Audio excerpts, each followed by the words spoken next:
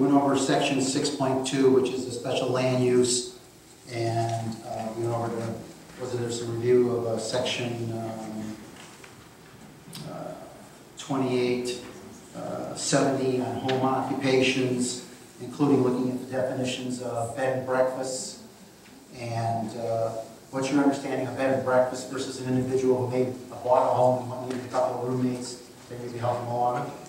With this property that we looked at, it did not seem to meet the definition of a bed and breakfast. It seemed to be more of a person renting out rooms in their personal house. And therefore, there wasn't a requirement to meet the requirements of the special land use. Okay. Is there a definition for bed and breakfast by the state of Michigan and in our zoning use documents? Is it not agenda item or what do you Okay, let's just cut to it. There's a group out here that are claiming that the township supervisor lives in a bed and breakfast. And the bed and breakfast is not proper in a properly zoned area, and that they have not submitted a request for a special land use permit.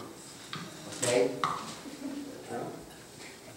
So what'll happen is there's already floated around. I had some calls from the Detroit newspapers about where I might rest my head at night, and whether or not it's a bed and breakfast, and are they receiving some special dispensation on not coming forward and requesting a special land use permit.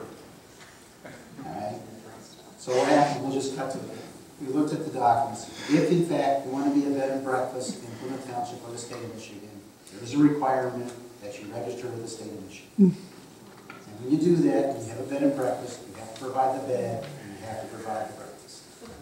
You can only allow the guest to stay 14 consecutive days. All right? And after the 14th day, they have to leave. The most they can ever stay in your bed and breakfast, wherever you choose to have it. There is a bed and breakfast in downtown Plymouth, by the way. So they do have some individuals that come to town and stay.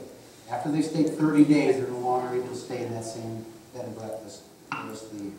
Where's the Santa? Now, the actual bed and breakfast that's in the community isn't a Pendleton. No, the one you were talking The house where I rent a room is on Beck Road. I've received some calls and a FOIA request about why they don't have a special land use. So if an individual owns a home and they wanted to have their grandparents or their parents move in because they want their spouses, and they wanted to rent a room, they're not violating being a bed and breakfast. Exactly. However, there is a group that seems to care because they've notified the press and they've made an issue out of it.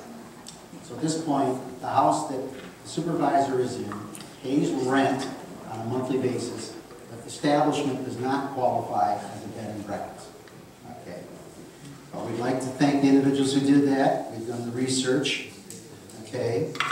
And so the establishment that's there is no different than any other individual who had a home and chose to have a roommate or somebody assisting with the rental place of their establishment.